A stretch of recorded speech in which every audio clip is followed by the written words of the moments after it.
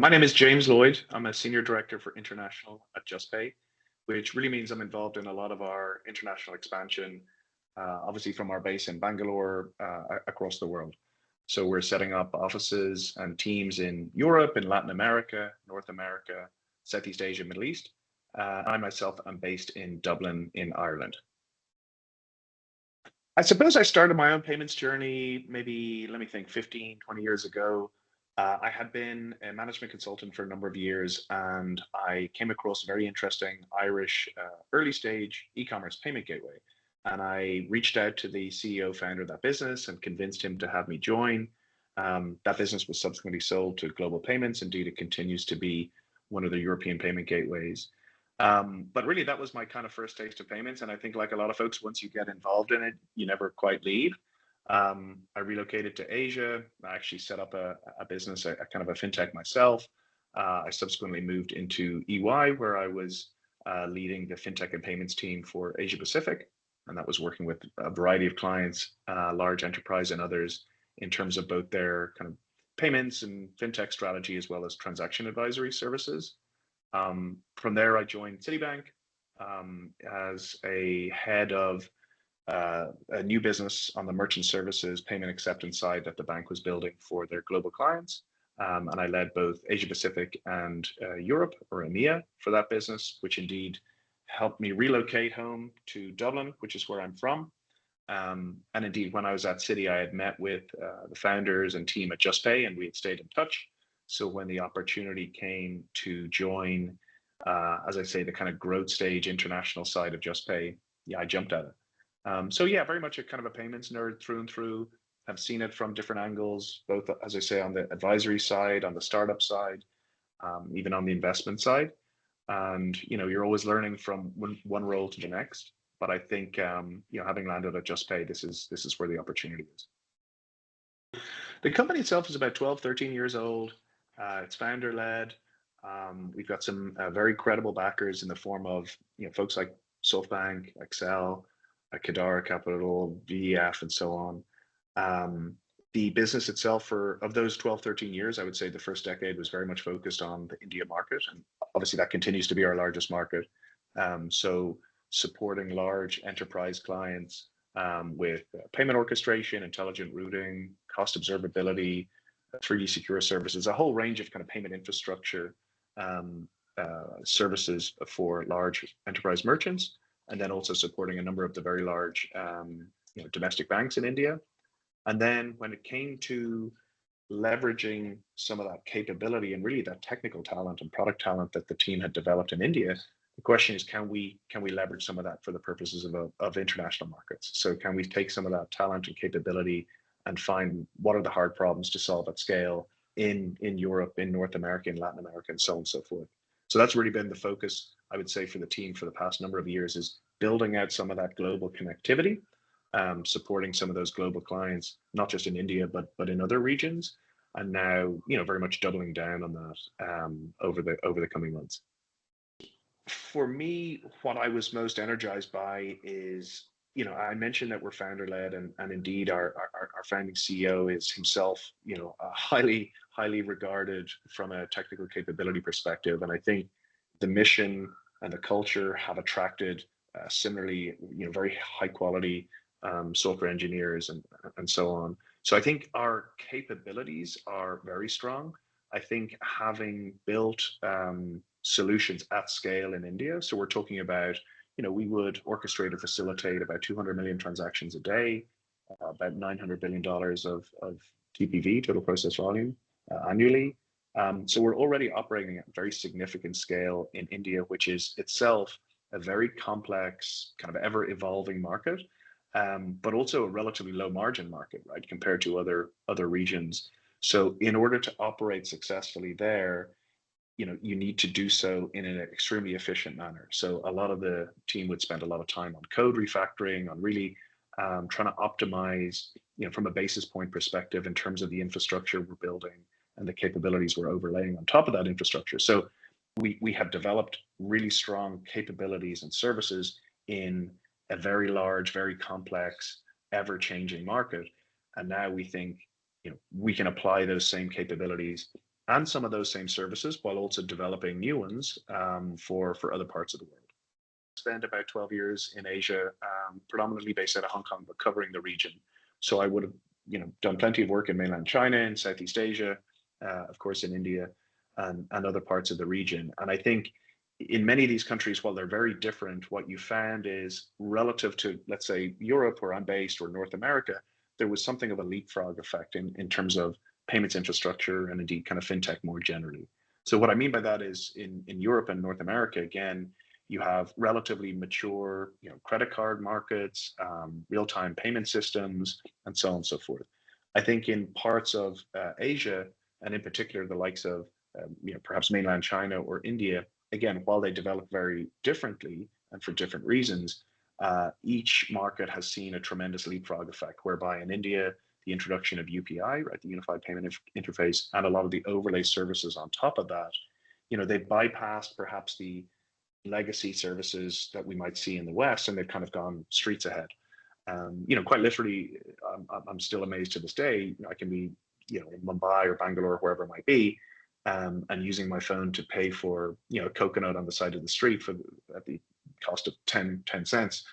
I mean, that is an infrastructure that is still not present in other parts of the world. So when we talk about this kind of great infrastructure race, I think I tend to look at it, what can each region learn from the other?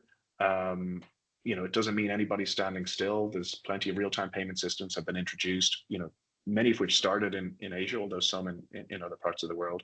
And now they are learning from each other. So UPI in India having been a tremendous success, PIX in Brazil, there's obviously its own unique proposition, but I think has taken a lot of learnings from UPI. Similarly, UPI itself would have taken learnings from the faster payments in the UK and so on and so forth. So I see it as a matter of competition and collaboration. And that becomes especially the case when we talk about, inter-region interoperability, so real-time payment operability and so on and so forth. And indeed, that's another area that the team are spending quite a lot of time on at the moment. I would say it is probably the number one thing we think about every day, and certainly from our founding CEO on down. I mean, he himself is spending a tremendous amount of his time, both learning from and indeed seeking to develop some of the newest forms of kind of AI-driven. I'll take the example of cost observability and optimization, which is something we're offering to large merchants at the moment. Using machine learning and other comparable inputs to not just demonstrate what your costs have been and what they should have been, but indeed to begin to forecast future changes, be it scheme rule changes or whatever else. So I know it's almost cliche or trite to say that we're spending a lot of time thinking about AI and LLMs as part of that. But I think, again, when you have a business like ours, which is founder-led, when those founders are themselves extremely experienced and technically orientated, I mean, all we think about is what's the next horizon of opportunities, what's the next horizon of services as well. And indeed, even from Vimal, our CEO, when I was coming on board on the international side, I mean, his ask of me was, go find hard problems to solve at scale. So, we think we know what the world looks like, and I often say, we probably have about 60% of an idea of what that looks like, both for ourselves and our clients over the coming years. But there's still 40% of is unknown. So it's for us to kind of figure out what that might be and to anticipate it, right? And we're never going to know everything, but we need to build, we need to try, we need to test. We do a lot of code development with clients. We spend a lot of time with clients trying to understand their problems, but also anticipate what the future opportunities might be. And we do all of that through a technology lens. I think we're having an impact already, certainly domestically, right? In our home market of India, I think the numbers will speak for themselves. I've mentioned some of them already. Our clients, right? We're talking about working with some of the most sophisticated and indeed complex and demanding enterprise clients in the world. So I think we're having that impact domestically, and now it's a question of what impact can we have in some of the other regions I mentioned. Some of that is, okay, let's take some of the services or capabilities we've developed and see if they're applicable elsewhere. I mean, I mentioned, we're doing quite a lot around orchestration, intelligent routing, cost observability, optimization, reconciliation services. building kind of full stack solutions for global banks and so on and so forth.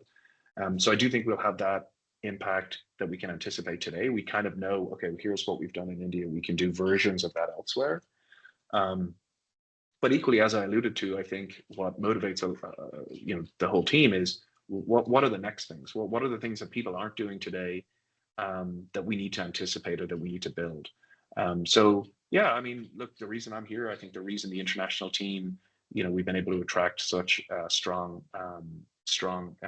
colleagues with varied backgrounds, but very technically competent and capable, is because we want to go have an impact, and we're willing to invest in that as well. What I mean by that is we're willing to spend time with enterprise clients, with banks, as I say, to really understand their needs, but also to co-develop and invest our time, energy into building new solutions, solving new problems. Because the interesting thing about payments is it never really stops. It never stands still. So we always need to be anticipating what's the next big disruption. And we've already mentioned AI and agentic commerce, which is a big area that we're spending a lot of time thinking about. And the world will look quite different, we think, in 5 years' time, let alone 10 or 20. My suggestion is to spend more time in other parts of the world. And what I mean by that is, I feel like certainly my own perspectives are, significantly influenced by the time I spent in Asia. Traveling the region, better understanding some of the challenges, particularly operating at scale in some of these markets.